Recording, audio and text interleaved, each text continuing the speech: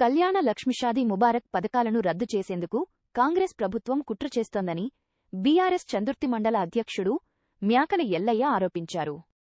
పథకాన్ని యథావిధిగా కొనసాగించడంతో పాటు ఆడబిడ్డలకు తులం బంగారం ఇవ్వాలని డిమాండ్ చేస్తూ చందుర్తి మండల కేంద్రంలో బీఆర్ఎస్ ఆధ్వర్యంలో ర్యాలీ నిర్వహించి తహసీల్దార్కు వినతిపత్రం అందజేశారు.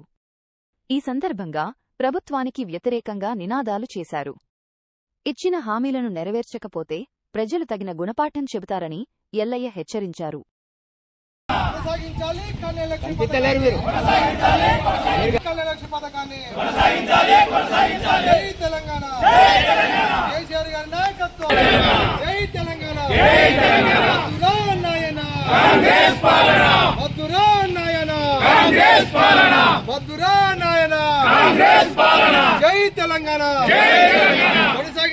కళ్యాణ లక్ష్మి పథకాన్ని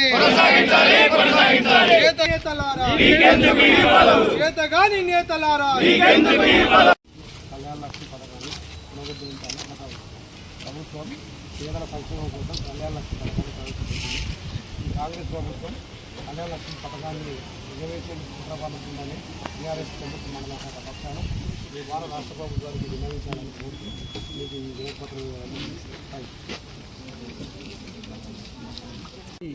ఆధ్వర్యంలో తెలంగాణ రాష్ట్ర తొలి ముఖ్యమంత్రి గౌరవనీయులు కేసీఆర్ గారు నిరుపేదల సంక్షేమ ధ్యేయంగా ఆడబిడ్డలకు ఒక మేనమామలాగా తాను ప్రతి పెళ్లి చేసుకున్న ఆడపిల్లకు ముఖ్యంగా నిరుపేదలకు రూపాయలు ఇచ్చి కళ్యాణ లక్ష్మి ద్వారా వారి పెళ్లి తంతు నిర్వహించడంలో కీలక భూమిక పోషించినటువంటి పథకాన్ని ఈ కాంగ్రెస్ ప్రభుత్వం అటకెక్కించేందుకు హైకోర్టు 4 సార్లు అవకాశం ఇచ్చినప్పటికీ హైకోర్టులో కౌంటర్ దాఖలు చేయకుండా ఇవాళ కళ్యాణ లక్ష్మి పథకంపై స్టే రావడం ఈ కాంగ్రెస్ పార్టీ కుట్రపూరిత వైఖరికి నిదర్శనం.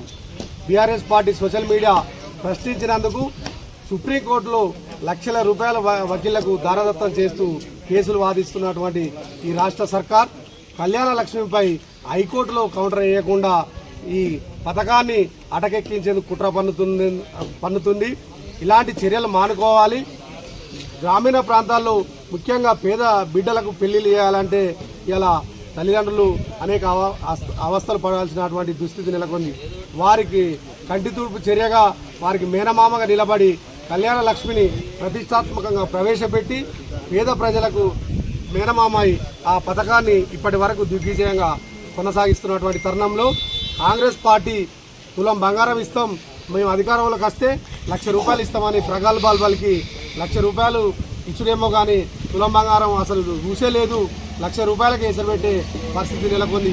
ఈ యావత్ తెలంగాణ రాష్ట్ర ప్రజానీకం రేవంత్ రెడ్డి ముఖ్యంగా కాంగ్రెస్ ప్రభుత్వం చేస్తున్నటువంటి సంక్షేమ వ్యతిరేక కార్యక్రమాలను గమనిస్తుంది.